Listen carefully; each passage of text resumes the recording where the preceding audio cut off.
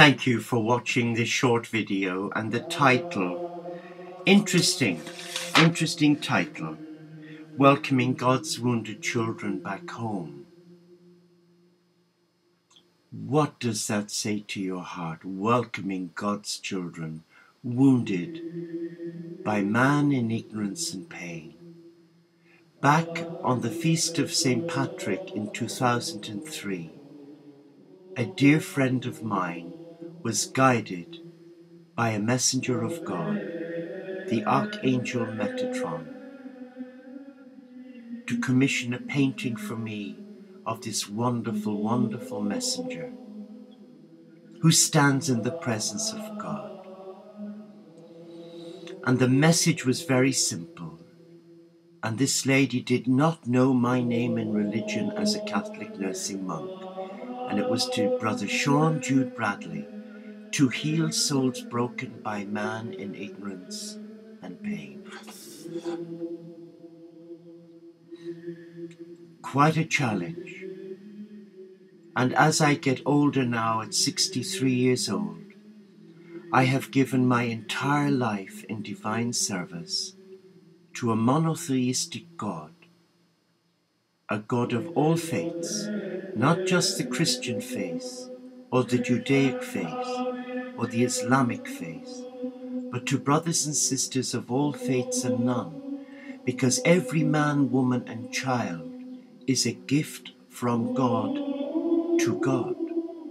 Now that might sound heresy, but it's not. And I know from my own personal experience of how holy men and women in the name of God, in positions of power given to them by God, have abused their position and have destroyed communities. I've seen it within the Catholic Church. And I love the Catholic Church, but not the Roman Catholic Church. My loyalties is to the Celtic influence on the old Catholic rite that was non-bureaucratic, that embraced love and the simplicity of that love through nature. It incorporated the love of creation, God's cathedral. And throughout my life, I've supported many nuns and ministers who have fallen foul of bureaucracy within their church. When I ran a small retreat house in North Wales, and I funded that as a nurse, a senior nurse in palliative care on night duty for 12 years.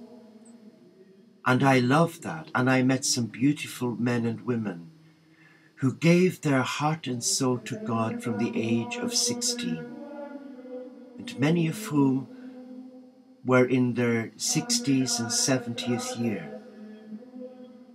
And I've known quite a few who had to abandon their vocation and in the end left their Catholic Church.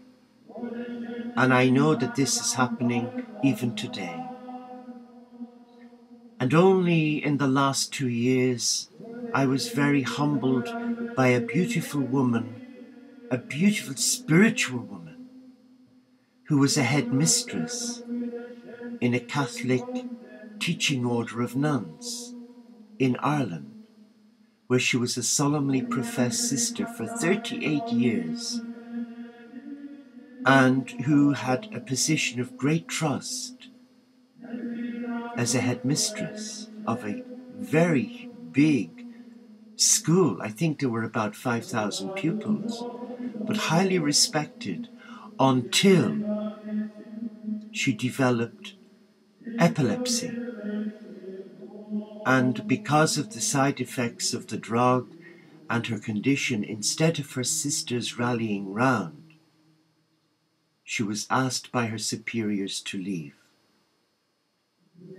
Total bewilderment fell upon this poor woman.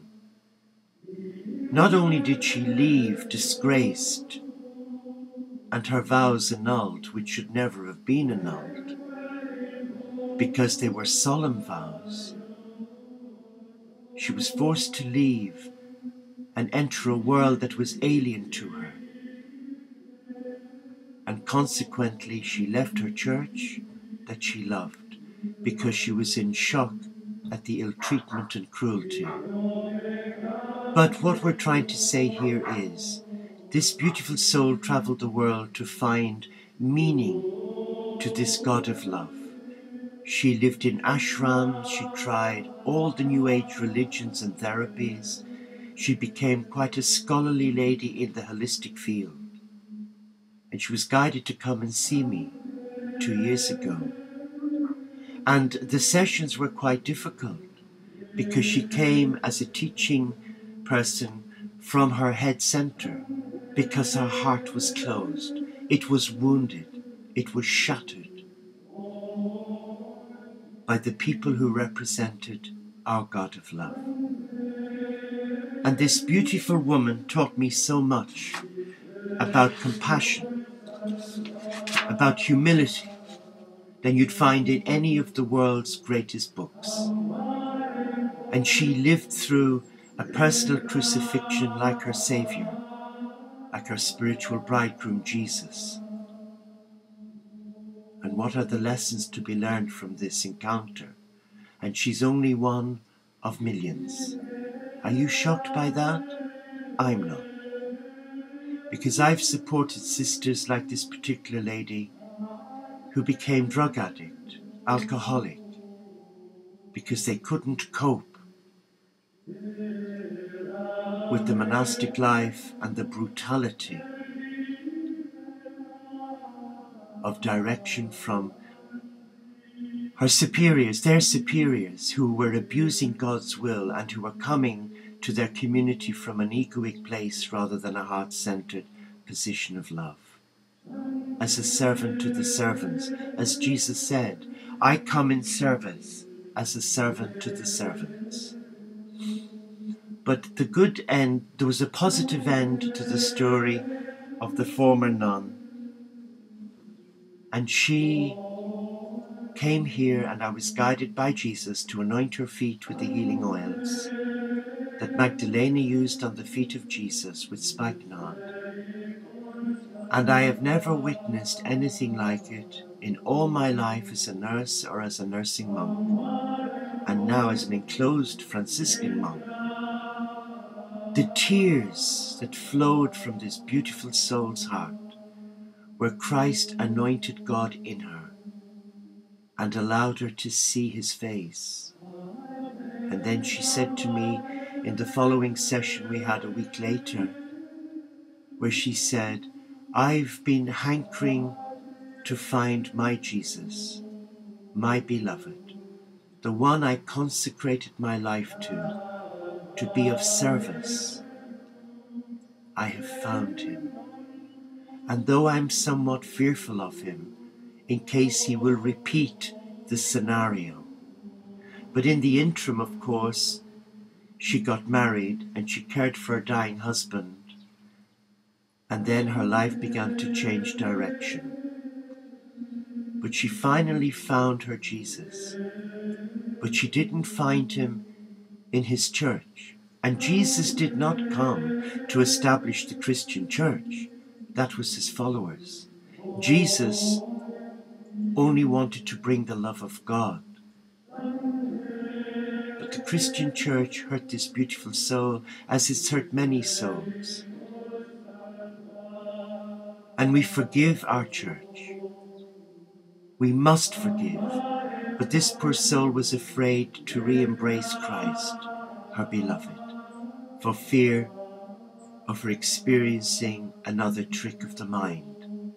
But finally, she embraced him. I've never heard from her since, but I do know in my heart she's well. And the Teo community of St. Francis is a community of love, a community set up by Jesus and Francis, not only for Christians, but for all the children of God who've been wounded by God's representatives on earth, to offer them agape, sanctuary, healing, support, and to eventually come to that place where they can forgive their church and have a love affair with their first love, their God. How beautiful is that? And so the Teo community needs your help. Bless you.